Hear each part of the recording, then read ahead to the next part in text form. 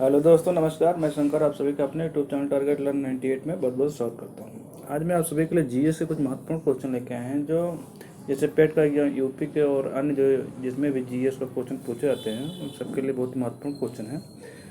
जो पेट का एग्ज़ाम है और अन्य जो एग्ज़ाम होने वाले हैं उन सभी के लिए जीएस के क्वेश्चन है जो महत्वपूर्ण है। आप देखेंगे कोई बहुत अच्छे अच्छे क्वेश्चन हैं।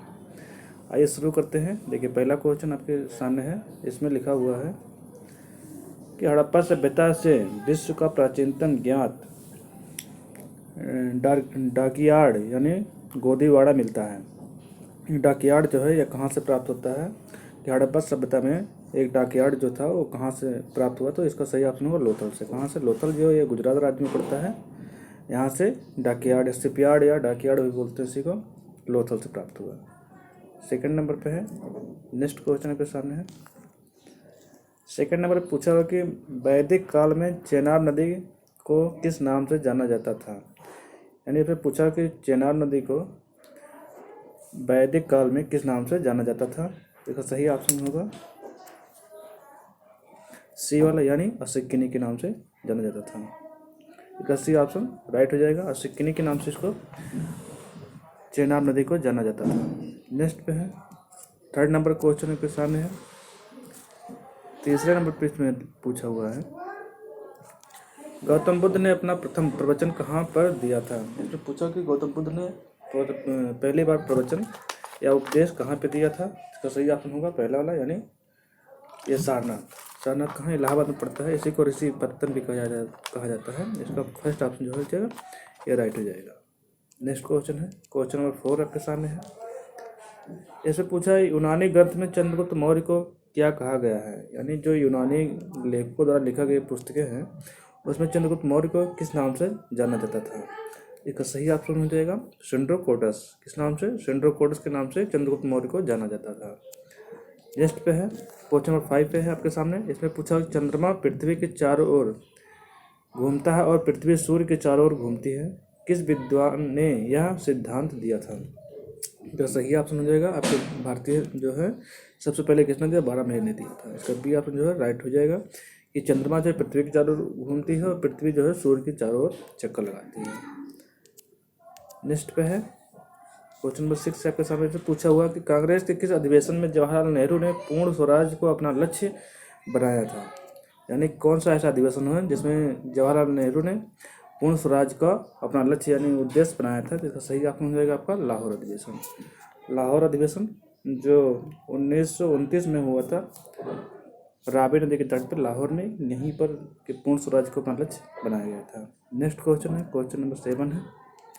इसमें पूछा हुआ है आपसे कि प्राचीन स्मारक परीक्षण अधिनियम किस वायसराय के काल में पारित हुआ था। यानी कोई भी जो प्राचीन स्मारक है उसकी जानकारी के लिए किस में प्राप्त हुआ, तो लॉर्ड कर्जन के समय में यह प्राचीन स्मारक परीक्षण अधिनियम पारित हुआ था। नेक्स्ट क्वेश्चन है। नेक्स्ट क्वेश्चन पे पूछा हुआ कि एनी बेसेंट द्वारा प्रारंभ किया गया स्वराज शासन आंदोलन का लक्ष्य क्या था। यानी एनी बेसेंट ने जो होम रूल आंदोलन चालन किया था उन्हीं के द्वारा यह स्वराज शासन आंदोलन का लक्ष्य क्या था, ये पूछा हुआ आपसे। तो इसका सही ऑप्शन होगा बी वाले ने भारत के लिए स्वशासन प्राप्त करना, यानी स्वयं का शासन, इंडिया के लोग ही अपने आप पे शासन करें, इसके लिए ये चालू हुआ था। नेक्स्ट पे है। क्वेश्चन नंबर 9 है। इसमें पूछा निम्न में से किसने चटगांव शस्त्रागार में वंदे मातरम नारे के साथ तिरंगा झंडा या तिरंगा ध्वज लहराया था। ये चटगांव है आपका, ये कहाँ पे पड़ता है? पश्चिम बंगाल में या बांग्लादेश जो है वहाँ पे लगभग है, जो पुराने समय में। तो यहाँ पे तिरंगा झंडा किसने सबसे पहले लहराया था? तो ये सूर्यसेन जो है मास्टर था, इन्हीं को कहा जाता है। इन्होंने सबसे पहले तिरंगा झंडा चटगांव शस्त्रागार के नारे के साथ तिरंगा झंडा लहराया था और इसको लूट लिए थे शस्त्रागार को। क्वेश्चन नंबर 10 है आपके सामने, 10वें नंबर पे है। इसमें पूछा सिराजुद्दौला किस युद्ध में अंग्रेजों से पराजित हुआ था। यानी सिराजुद्दौला जो है वो अंग्रेजों से किस युद्ध में पराजित हुआ, तो आपको पता होगा ये प्लासी का युद्ध था जो 1757 में लड़ा गया था। प्लासी के युद्ध में सिराजुद्दौला युद्ध में पराजित हुआ था अंग्रेजों से। नेक्स्ट क्वेश्चन है। क्वेश्चन नंबर 11 है। इसमें पूछा हुआ कि जर्मनी के सहयोग से किस इस्पात संयंत्र का स्थापना की गई थी। यानी जर्मनी के सहयोग से कौन सा इस्पात संयंत्र लगाया गया था? तो इसका सही ऑप्शन होगा ऑप्शन बी वाला, यानी राउरकेला। राउरकेला जो है ये जर्मनी के सहयोग से स्थापित किया गया है। नेक्स्ट पे है क्वेश्चन नंबर 12 आपके सामने है। इसमें पूछा हुआ है कि आपको मिलान करना है। सूची 1 सूची 2 में सम्मिलित कीजिए और नीचे दिए गए कोड की सहायता सही उत्तर का चयन कीजिए। अब देखिए फिर पूछा 8 अंक चैनल जो है ये कहाँ पे है? तो 8 अंक का चैनल आपके ये पड़ता है मिनिकॉय और मिनिकॉय और लक्षद्वीप के मध्य पड़ता है। इसका ये फर्स्ट वाला सही है। ये 90 नहीं होगा, ये 9 अंश लिखा है। 9 अंश का चैनल होता है 10 अंश का चैनल और दक्कन पास। ये आपसे पूछा हो कि 9 अंश का चैनल कहाँ पे है? तो 9 अंश का चैनल है आपका 10 अंश का लिटिल अंडमान का हो जाएगा, दक्कन पास हो जाएगा लगभग मिनिकॉय के बीच। ये इसका सही है, यानी इसका चारों जो सामने सामने लिखेंगे राइट हो जाएंगे। इसमें कौन सा ऑप्शन सही होगा? सी वाला, यानी ए का 2, बी का 1, सी का 3 और डी का 4। ये वाला ऑप्शन आपका राइट हो जाएगा। आप मिला सकते हैं इसको। 8 अंश का जो चैनल है ये आपका मिनिकॉय यहाँ इसका इससे है, यानी इसका और ये इसका मिनिकॉय और मालदीव। मालदीव जो है इसके बीच में 8 अंश का चैनल, मिनिकॉय और मालदीव के बीच में 8 अंश चैनल, 9 अंश मिनिकॉय और लक्षद्वीप के मध्य, 10 अंश लिटिल अंडमान और कार निकोबार के बीच, और दक्कन पास लघु अंडमान और दक्षिण अंडमान के मध्य, यानी इसका इसके इससे। नेक्स्ट पे है, इसमें पूछा हुआ है कि गुजरात के सबसे पश्चिमी गांव और अरुणाचल प्रदेश के सबसे पूर्वी छोर पर स्थित वलांग के समय में कितने घंटे का अंतर होता है? यानी ये टाइम पूछा कि गुजरात के सबसे पश्चिमी जो भारत का पड़ता है और पूर्व अरुणाचल प्रदेश सबसे पूर्व में पड़ता है, इन दोनों के बीच में समय अंतराल कितना है? तो इसका सही ऑप्शन होगा आपका बी वाला, यानी 2 घंटे का। 2 घंटे का अंतर पड़ता है, क्योंकि 39 या लगभग 40 डिग्री या अंश का अंतर पड़ता है 39। तो एक अंश पार करने में 4 मिनट लगता है, तो इस हिसाब से ये हो जाएगा आपका 2 घंटा लगभग। ये क्वेश्चन नंबर 14 इसमें पूछा है सूची 1 से सूची 2 को सम्मिलित कीजिए तथा नीचे दिए गए कोड का सही उत्तर चुनिए। आपको राज्य दिया है और जनसंख्या घनत्व दिया है। इसमें पूछा सर्वाधिक जनसंख्या घनत्व कहाँ पे है? तो सबसे अधिक तो आप सबको जानते होंगे, सबसे अधिक कहाँ पे होगा? दिल्ली में। ये 11,000 ये लगभग हो जाएगा इसका। और मिजोरम में कम हो जाएगा, मान लीजिए इसका हो जाएगा केरल में, और इसका उत्तर प्रदेश। तो इसका कौन सा ऑप्शन सही होगा? आपके सामने एक कोट में दिया हुआ है, आप कोट में देख लो। 14वें क्वेश्चन का सी वाला ऑप्शन, यानी ए का 4 से, बी का 1 से, सी का 2 और डी का 3 से। इसका यह ऑप्शन राइट हो जाएगा। नेक्स्ट क्वेश्चन है, इसमें पूछा हुआ है कि निम्न अधिवास प्रकारों में से किसकी विशेषता सांस्कृतिक समरसता एवं एकता की है? मतलब कौन सा ऐसी विधा है या रहने की अधिवास या रहने का प्रकार है जिसमें लोग सांस्कृतिक और समरसता की एकता की भावना के साथ रहते हैं? तो कस्सी वाला, यानी पूर्वा यानी गांव, जो गांव होता है वहाँ पे इसको कहा जा सकता है। नेक्स्ट पे है, निम्न में से कौन सा एक केंद्रीय बैंक का गुणात्मक शाख नियंत्रण उपाय नहीं है? इसमें पूछा कि कौन सा एक केंद्रीय बैंक का जो शाख नियंत्रण होता है वह उपाय नहीं है। इसका सही ऑप्शन होगा परिवर्तनीय कोष अनुपात। ये नहीं है, बाकी ये है प्रत्यक्ष कार्रवाई भी है, शाख की राशनिंग भी है और न्यूनतम सीमा अंतराल भी है। इसका सी वाला ऑप्शन नहीं है। इसमें क्वेश्चन नंबर 17 पूछा हुआ कि वर्ष 2021-22 के लिए राजकोषीय घाटा जीडीपी का कितना % था? इसमें राजकोषीय घाटा पूछा, लेकिन 21-22 का पूछा हुआ पुराना है, तब भी पूछ सकता है क्वेश्चन में। आपका इसका सही ऑप्शन 6.8 था। अब इस समय कितना है? 4.5 लगभग है। क्वेश्चन नंबर 18 है आपके सामने कि बजट 2022-23 में केन बेतवा परियोजना, जो ये नदी है केन बेतवा, इसको जोड़ने के लिए कितनी धनराशि का आवंटन किया गया था? तो सही ऑप्शन होगा 1400 करोड़ रुपए का। बी वाला ऑप्शन इसका राइट हो जाएगा। नेक्स्ट क्वेश्चन है, इसमें पूछा हुआ इकोनॉमिक्स से क्वेश्चन है ये, देखिए कि मिक्स्ड इकोनॉमी यानी मिश्रित अर्थव्यवस्था का अर्थ है। इसका परिभाषा पूछा कि डिफिनेशन मिश्रित अर्थव्यवस्था का अर्थ क्या होता है। इसका अर्थ होता है सार्वजनिक और निजी उद्योगों का साहित्य, यानी दोनों जो उद्योग होते हैं सार्वजनिक यानी सरकारी और प्राइवेट दोनों एक साथ जब कार्य करते हैं लोगों की भलाई के लिए, तो इसको मिश्रित अर्थव्यवस्था कहा जाता है। क्वेश्चन नंबर 20 इसमें पूछा हुआ आपसे कि स्वर्ण क्रांति किससे संबंधित है। स्वर्ण क्रांति जो है किससे संबंधित है।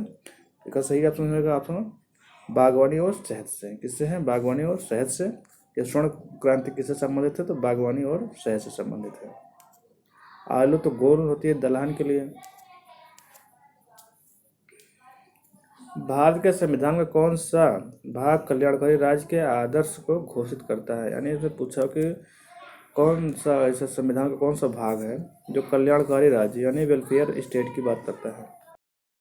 तो इसका सही ऑप्शन हो जाएगा आपका ए वाला, यानी डीपीएसपी जो है राज्य के नीति तत्व जो है ये कल्याणकारी राज्य की घोषणा करते हैं या उनको लागू करने की बात करते हैं।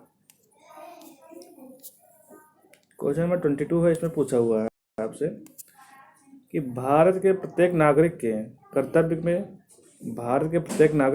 के अंतर्गत प्राकृतिक पर्यावरण का संरक्षण एवं सुधार में कौन सा अनुच्छेद में शामिल है। यानी इसमें पूछा हुआ है कि नागरिक को कर्तव्य दिया हुआ है उसमें प्राकृतिक पर्यावरण संरक्षण के सुधार के लिए कौन सा अनुच्छेद शामिल है। तो इसका क्वेश्चन नंबर 22 का आपको सी वाला ऑप्शन होगा, यानी 51 अनुच्छेद 51 का में अनुच्छेद 51 का ये एक मूल कर्तव्य के रूप में इसको पर्यावरण प्राकृतिक संरक्षण के बारे में दिया हुआ है। और इसमें भी डीपीएसपी में भी अनुच्छेद 48 का में दिया हुआ है।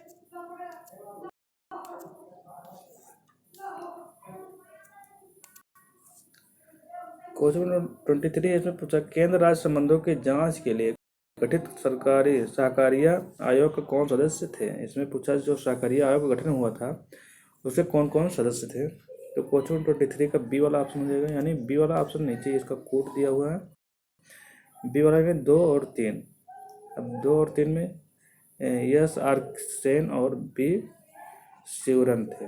इसका ये ऑप्शन सही हो जाएगा आपका 2 और 3 वाला ऑप्शन। देन इसका सेकंड और थर्ड सरकारिया के सदस्य कौन थे? बी शिवरमन और एस आर सेन थे।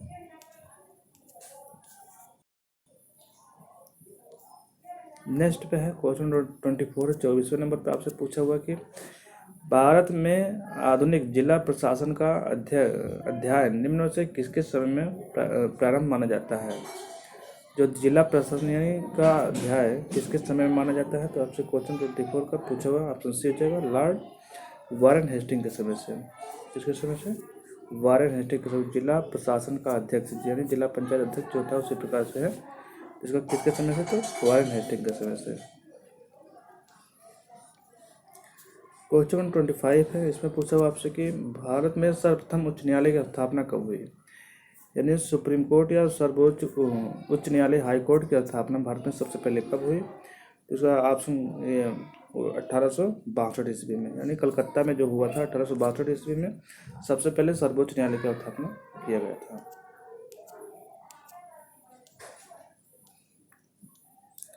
क्वेश्चन 26 है, इसमें पूछा गुरुत्वाकर्षण का सिद्धांत किसने दिया था। ये फिजिक्स का क्वेश्चन आपसे पूछ सकते हैं कि गुरुत्वाकर्षण का सिद्धांत किसने दिया था। तो इसका सही ऑप्शन होगा न्यूटन ने दिया था। किसने दिया था? न्यूटन ने दिया था। क्वेश्चन 27 है, इसमें पूछा हुआ है कि निम्न में से सबसे अधिक तन्य धातु कौन सी है।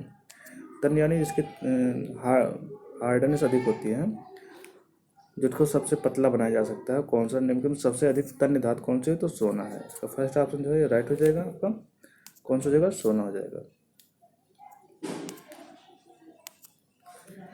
निषेचन के परिणाम स्वरूप निर्माण होता है, यानी निषेचन के परिणाम स्वरूप क्या बनता है। तो इसमें आपसे यही पूछा हुआ। तो 28 नंबर पे क्या बनता है? युग्मज। क्या बनता है? निषेचन के परिणाम स्वरूप क्या बनता है। तो युग्मज बनता है। नेक्स्ट पे है, इसमें पूछा है पेप्टाइडोग्लाइकोन की एकलक इकाई बनी होती है। यानी जो पेप्टाइडोग्लाइकोन है इसकी एकलक इकाई किस चीज़ से बनी होती है। क्वेश्चन 29 में तो इसका सही ऑप्शन होगा एमिनो एसिड तथा शर्करा से। किससे बनी होती है? एमिनो एसिड तथा शर्करा से ग्लाइकोइन बना होता है, उसकी एक अलग इकाई बनी होती है। नेक्स्ट पे है, इसमें पूछा कि मानव शरीर की सबसे लंबी कोशिका है। मानव शरीर की सबसे लंबी कोशिका कौन सी है? तो आप सब जानते हैं कौन से, नर्वस सिस्टम है या तंत्रिका तंत्र है। इसका बी वाला ऑप्शन राइट हो जाएगा। मानव शरीर की सबसे लंबी कोशिका क्या है? तो नर्वस सिस्टम है, तंत्रिका कोशिका है। नेक्स्ट पे है, इसमें पूछा और निम्न में से किस विकल्प में संधि विच्छेद सही नहीं है? पर हिंदी से क्वेश्चन जो भी आते हैं उससे है, ये पूछा कि निम्न में से किस विकल्प में संधि विच्छेद का सही नहीं है? स्व प्लस वलंबन यानी बराबर स्वालंबन, तो हिम प्लस आच्छादित हिमाच्छादित, आत्मा प्लस अवलंबन आत्मालंबन, वधु प्लस उपालब्ध। तो इसका सही ऑप्शन होगा क्वेश्चन 31 का ए वाला, यानी स्व प्लस अवलंबन। तो यहाँ से आर निकल जाएगा और यहाँ से आ, तो मिलकर यहाँ देखिए, यहाँ पे छोटा और यहाँ भी आ, तो दोनों आ मिलकर क्या बनेंगे? बड़ा, तो स्वावलंबन हो गया, इसका सही हो गया।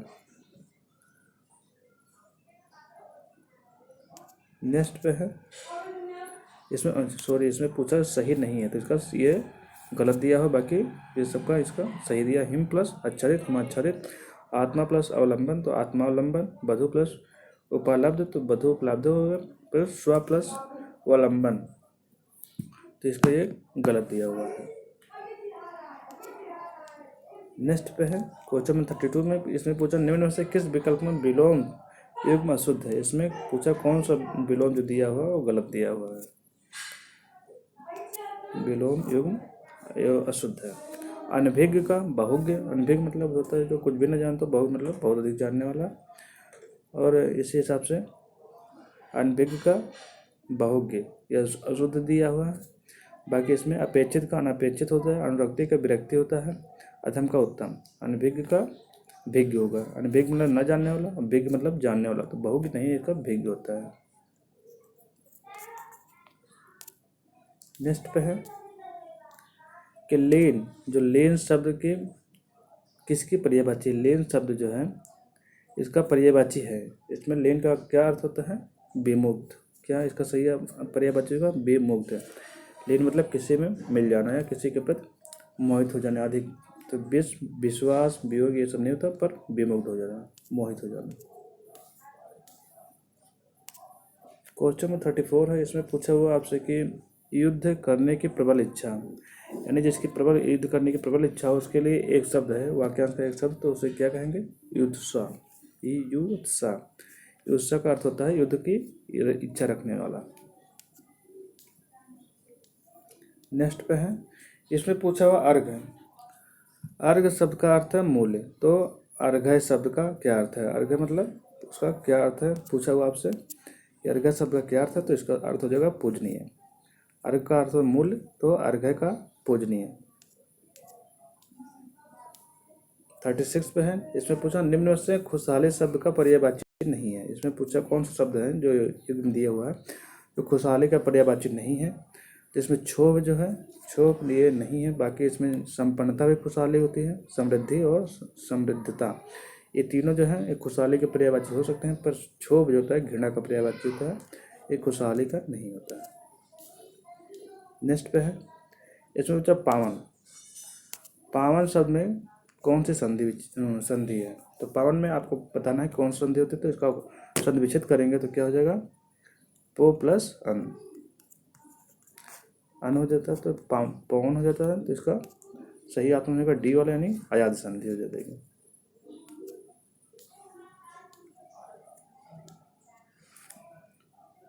शैक्षिक शब्द में प्रत्यय है, इसमें पूछा कि शैक्षिक शब्द जो है इसका प्रत्यय कौन सा लगा है? तो इसमें कौन सा प्रत्यय शैक्षिक में? तो एक प्रत्यय लगा हुआ है, कौन सा? एक, यानी बी वाला ऑप्शन जो इसको सही हो, शैक्षिक प्लस एक इक्वल टू शैक्षिक हो जाता है, आपको बनता है। तो इसका एक प्रत्यय लगा हुआ है इसके अंत में, प्रत्यय मतलब अंत में जो लगता है उसका मतलब पहले।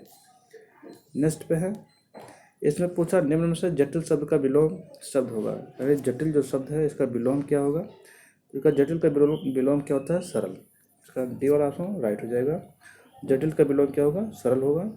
नेक्स्ट पे है, इसमें पूछा आज शब्द है, आज जो शब्द है यह कैसा शब्द है? तद्भव है, तत्सम है, देशज, विदेशज।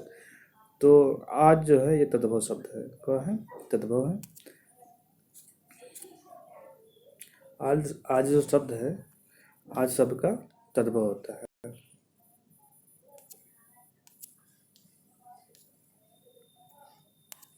नेक्स्ट पे है, निम्न में से कौन सा शब्द राह का पर्यायवाची नहीं है? इसमें राह जो शब्द दिया है उसका पर्यायवाची पूछा नहीं है, तो पथ भी है, बटोही भी हो जाएगा, मार्ग भी है, मग। इसका सी ऑप्शन जो बटोही मतलब राहगीर होता है, राह नहीं होता है। बटोही मतलब जो आदमी जाता है, कोई भी जो रास्ते जा रहा है तो उसी को बटोही कहा जाता है। इसका राह का पर्यायवाची नहीं होता है। बाकी मग मार्ग होगा या मग दिया होगा, लेकिन सॉरी इसके मार्ग होगा। तो यहाँ पर पथ, मार्ग और ये मग तीनों ये पर्यायवाची है। इसमें पूछा क्वेश्चन नंबर 43 है। इसमें पूछा कि आधुनिक का उपयुक्त विलोम शब्द है। आधुनिक शब्द जो है इसका विलोम शब्द कौन सा होगा? तो इसका सी वाला यानी आधुनिक मतलब जो अभी प्रेजेंट टाइम में हो, और उसका पूछा है कि कौन सा शब्द विलोम होगा। तो आधुनिक का पुरातन होता है।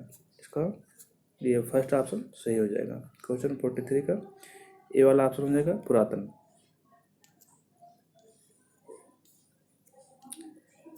निम्न में से विदेशी उपसर्ग से बना शब्द है। इसमें कौन सा एक विदेशी उपसर्ग लगा हुआ है, आपको बताना है।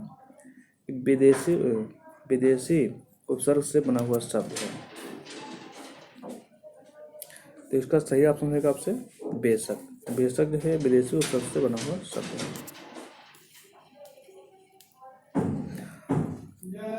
आधुनिक शब्द में मूल शब्द और प्रत्यय क्रमशः है। आधुनिक जो शब्द है इसमें पूछा आपसे कि प्रत्यय, मूल शब्द और प्रत्यय कौन कौन से लगे हुए हैं। तो इसका सही ऑप्शन होगा ए वाला आधुना प्लस एक।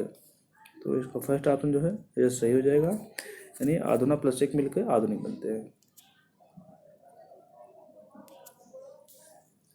नेक्स्ट पे है, इसमें पूछा हुआ आपसे कि विश्व विरासत स्थल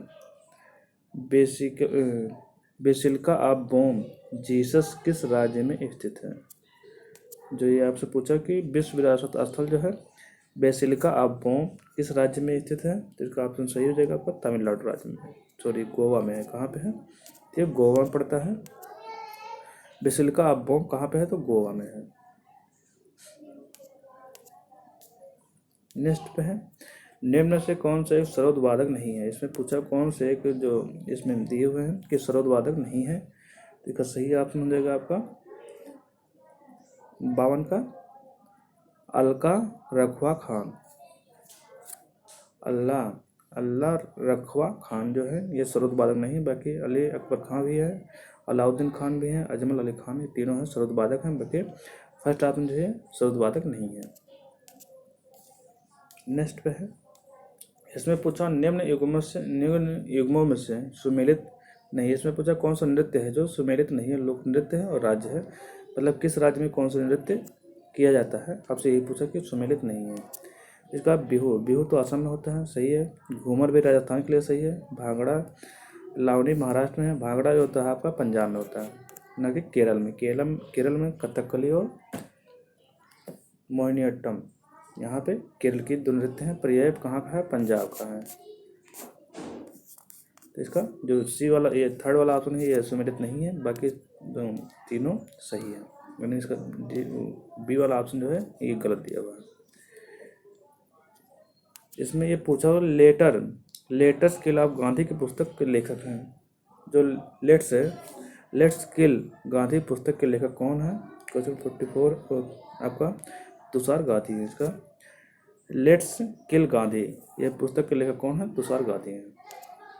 नेक्स्ट पे है, अभियंता दिवस किसकी जयंती के अवसर पर मनाया जाता है, यानी इंजीनियरिंग डे या अभियंता दिवस किसके जन्मदिन पे मनाया जाता है? तो डॉक्टर एम विश्वेश्वरैया, जो विश्वेश्वरैया जी हैं उन्हीं के जन्मदिन के अवसर पे इंजीनियरिंग डे या अभियंता दिवस मनाया जाता है 15 सितंबर को। क्वेश्चन 56 है। इसमें पूछा हुआ आपसे कि महिलाओं के लिए ओलंपिक में शुरू किया गया पहला खेल था। महिलाओं के लिए ओलंपिक में शुरू किया गया पहला खेल कौन सा था? तो इसका पहला खेल था आपका गोल्फ। गोल्फ जो है महिलाओं के द्वारा महिलाओं के लिए ओलंपिक में शुरू किया गया पहला खेल क्या था, तो गोल्फ था। नेक्स्ट क्वेश्चन है, इसमें पूछा कि भारतीय प्रौद्योगिकी संस्थान में से कौन सा संस्था सर्वप्रथम स्थापित किया गया। यानी इसमें पूछे जो आईआईटी बनी हुई है, इसमें सबसे पहले आईआईटी कौन सी बनी थी, तो आईआईटी रुड़की। सबसे पहले कौन बना था, आईआईटी रुड़की जो है ये इसका बना हुआ था। इसमें कितने हैं, तो 21 आईआईटी कॉलेजेस हैं। निम्न में से नेक्स्ट पे है, इसमें पूछा निम्न में से वह कौन है जिन्हें भारतीय ना होने पर भी भारत रत्न से सम्मानित किया गया। इन्होंने पूछा जो ये लोग दिए हुए हैं आपने, इसमें कौन से व्यक्ति हैं जिनको भारतीय ना होने पर भी भारत रत्न से सम्मानित किया गया था। तो इसका सही ऑप्शन है आपका नेल्सन मंडेला। ये कहाँ के थे, दक्षिण अफ्रीका के थे। इनको भारत रत्न दिया गया था। इसमें क्वेश्चन 59 पूछा हुआ कि आपसे कि पुस्तक जो है इंडियन विंग्स फ्रीडम के लेखक कौन है। तो इसका सही ऑप्शन मौलाना अब्दुल कलाम आज़ाद इसके इंडियन विंग्स फ्रीडम के लेखक हैं। नेक्स्ट पे है, अभिनव बिंद्रा किस खेल से संबंधित है। अभिनव बिंद्रा जो है वो किस खेल से संबंधित है आपसे पूछा हुआ है, तो आप बता सकते हैं कि किसके हैं, निशानेबाज से संबंधित है। आज का लास्ट क्वेश्चन है, इसमें पूछा कि रीजनिंग का क्वेश्चन देखिए, यदि किसी संकेत के रूप भाषा में सी को इतना लिखा जाता है तो को इतना इसको और तो ट्रे को क्या लिखा जाएगा। इसको आप लगाएंगे, बता देता हूँ। यस एच ई को अगर 8 19 और 22 आप इसको ABCD लिख के पूरा और इसको उल्टा अगर गिनेंगे तो यस का वो 26 से लेके नीचे करेंगे तो जेड से लेके 1 से चालू करेंगे तो यस आएगा आपका 8वें नंबर पे, और यच आएगा आपका 22वें नंबर पे, 19वें नंबर पे, और ये जाएगा 22वें नंबर पे। इसी हिसाब से आप इसको भी लिख सकते हैं ट्रैक को। तो इसका सही ऑप्शन क्या होगा, 7926 7926 24 और 16 हो जाएगा। तो फर्स्ट ऑप्शन जो है ये राइट हो जाएगा। तो पहला वाला ऑप्शन जो है ये राइट हो जाएगा। आप इसको लगाएंगे। चलिए दोस्तों, आज हमने आप सभी के लिए जीएस के कुछ महत्वपूर्ण क्वेश्चन लेके आए थे जो कि परीक्षाओं में पूछे जाते हैं और पूछे जाने की संभावना भी रहती है। हमारा वीडियो आप सबको अगर अच्छा लगा तो हमारे चैनल को सब्सक्राइब करें, हमारे वीडियो को शेयर करें और अपने दोस्तों में ज़रूर शेयर करें और सब्सक्राइब करवाएं ताकि जल्द से जल्द और प्रोत्साहन मिल सके और हम नया वीडियो बना सकें। थैंक यू दोस्तों, वॉचिंग माय वीडियो। धन्यवाद।